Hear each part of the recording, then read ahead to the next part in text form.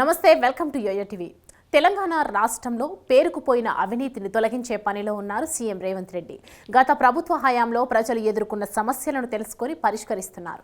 ఈ నేపథ్యంలో విద్యారంగంపై రేవంత్ రెడ్డి సర్కార్ ఉక్కుపాదం మోపింది. కార్పొరేట్ కాలేజీల అక్రమాలపైన, అధిక ఫీజులపైన చర్యలకు సిద్ధమైంది. ఇప్పటికే పలు పేరున్న విద్యాసంస్థల నుంచి తాము ఎదుర్కొంటున్న సమస్యలను విద్యార్థుల తల్లిదండ్రుల ప్రభుత్వానికి ఫిర్యాదు చేశారు.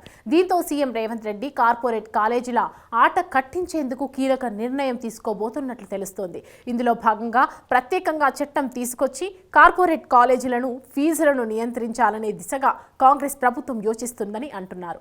ఈ మేరకు ఇప్పటికే ఏ కార్పొరేట్ కాలేజీలు ఎంతెంత ఫీజులు వసూలు చేస్తున్నాయనే విషయంపై నివేదికలు తెప్పించుకుంటున్నారని, ఆ కాలేజీలను వెంటనే నియంత్రించే విధంగా చర్యలు చేపట్టాలని అధికారులు ఆదేశాలు జారీ చేశారని సమాచారం. పార్లమెంటు ఎన్నికలు పూర్తయిన తర్వాత కార్పొరేట్ కాలేజీల విద్య, వసూలు చేస్తున్న ఫీజులు, కల్పిస్తున్న వసతులు మొదలైన అంశాలపై అధ్యయనం చేసి అసెంబ్లీలో చర్చించిన పిమ్మట ఒక ప్రత్యేక చట్టాన్ని తీసుకురానున్నట్లుగా కాంగ్రెస్ పార్టీ వర్గాలు సూచనప్రాయంగా చెప్తున్నాయి. వాస్తవానికి విద్యారంగంలోకి కార్పొరేట్ శక్తులు రంగప్రవేశం చేసిన తర్వాత వ్యవస్థ పూర్తిగా భ్రష్టు పట్టిందనే చర్చ చాలా కాలంగా జరుగుతున్న సంగతి తెలిసిందే.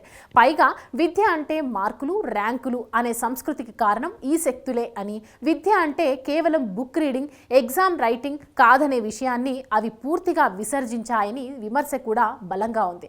ఇక ఫీజుల పేరు చెప్పి జరుగుతున్న దోపిడీ సంగతి సరే.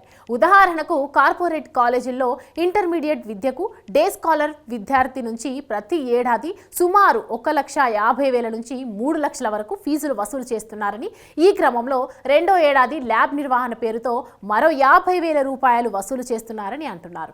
ఈ నేపథ్యంలో ఈ విషయాలను సీరియస్గా తీసుకున్న కాంగ్రెస్ ప్రభుత్వం సరికొత్త చట్టం తేబోతున్నట్లు తెలుస్తోంది. మరి ఆ చట్టం ఎప్పుడు అమలులోకి వస్తుంది, అందులో నిబంధనలు ఏ విధంగా ఉంటాయనేది తెలియాలంటే కొద్ది రోజులు వెయిట్ చేయాల్సిందే.